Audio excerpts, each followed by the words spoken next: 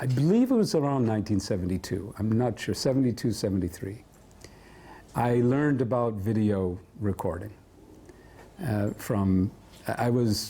my job or service was to work with the media, colleges. I came to New York City on the behest of Rupanuga Prabhu, who wanted me to get into booking engagements in colleges and schools, working with the media, public relations. So I learned about cable TV, and I thought, okay, that would be a fantastic thing. We could get on cable TV. So I got a very generous contribution from my mother. She bought a reel-to-reel tape deck and equipment. And so the first thing is Prabhupada arrived shortly after that, and I videoed Srila Prabhupada giving class. And after doing the video, I went to Prabhupada's room sometime in the morning and lugged a big television monitor and set it down and brought all the equipment and set it down. Prabhupada came, sat at his desk there in New York and began watching himself on TV. I mean, this is the same morning it was recorded, and he's seeing himself. And what really struck me was when, towards the end of the video, Srila Prabhupada had taken over the kirtan and was leading the kirtan himself. So here is Srila Prabhupada. He's sitting there watching himself leading the kirtan. And you could see he's watching, and he begins to clap along with the kirtan. And I got this sense that he was not like you or me who would be thinking, oh, that's me. He was hearing the kirtan, and he was appreciating the kirtan, and he was not in that sense of looking at himself. He was in the sense of just hearing the kirtan and participating in the kirtan. And that was very moving to me. My sense was that Srila Prabhupada really saw Krishna in his holy name. And he really got to experience Krishna in a way that just pulled him in, and he could appreciate Krishna's holy name in ways that, you know, we might be looking more at the video and the quality and the you know, all of that, but he was just the holy name.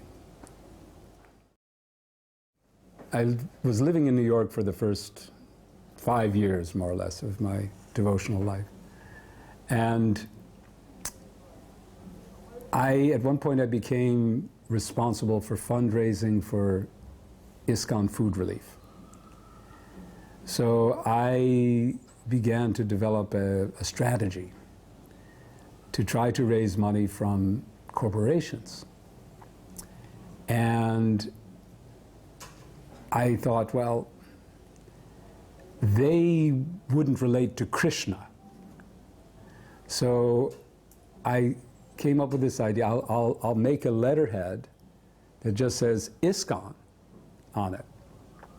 And I actually rented an address on 51st Street in Manhattan. So I put, and a telephone number. So I put the address of such a East 51st Street, New York. And I made some letter appointments, and so I didn't actually raise any money. So Srila Prabhupada visited New York a few months later, and I was in my office, and I think it was Brahmananda came up the stairs and said, Srila Prabhupada wants to see you. And he didn't really, he said he didn't really explain it to me, as I remember. So I sensed that there was something going on. So I went down, and that letterhead was on Prabhupada's table. And he looked at me and he said, you have done this? I said, yes. So where is International Society for Krishna Consciousness? Where is Founder Acharya?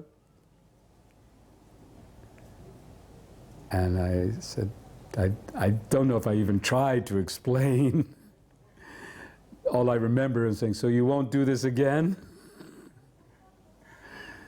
And so yes, I've never done it again, and I've always told people about it because it was, you know, a lesson about the importance of always associating ISKCON with its full name, International Society for Krishna Consciousness. Of course, we do use ISKCON as it is, but when we have, wherever practical and possible, we should recognize Srila Prabhupada as the founder Acharya. So that was a good lesson. So I can't remember when this was. It was one of the lectures that Srila Prabhupada gave in New York.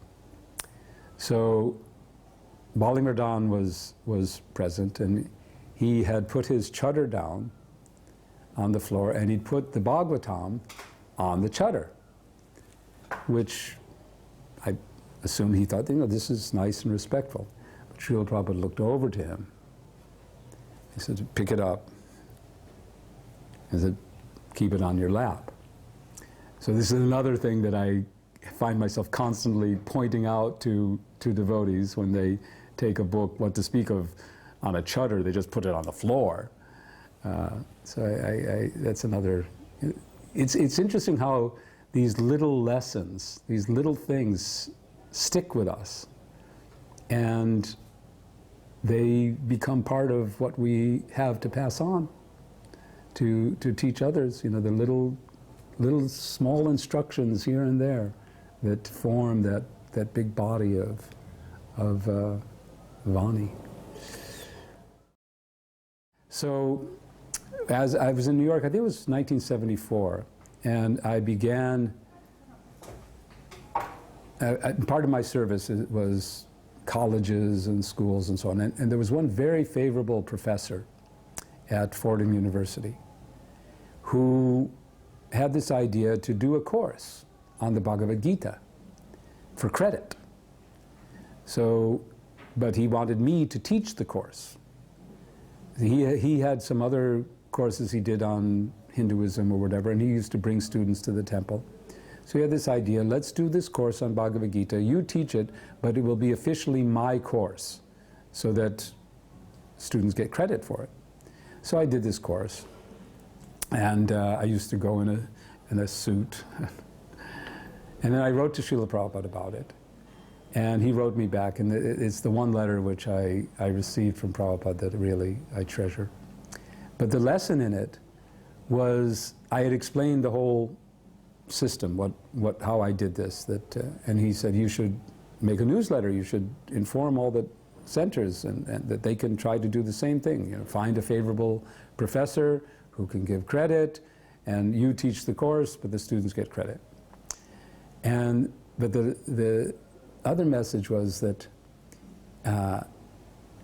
if we can, somehow or other, if we can package Krishna consciousness in new ways, using the same content, like old wine in a new bottle, that is, can be successful preaching.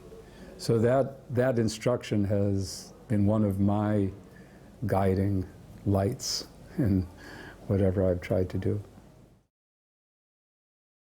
In my relationship, his gravity was prominent. You saw, you know, there were a few times that I interacted where there was gravity in his demeanor, and that stayed with me, I think, the most. That his seriousness about the mission of Krishna consciousness, it was everything. You know, and everything, nothing trivial. There was nothing trivial to Srila Prabhupada. He could be humorous. He could take things lightly. But even when he took things lightly, they weren't trivial. Everything was meaningful. There was meaning in everything. In the way he held his hands, there was meaning. The way he looked at you, there was meaning in everything. And that's, I think, what's stuck with me, especially.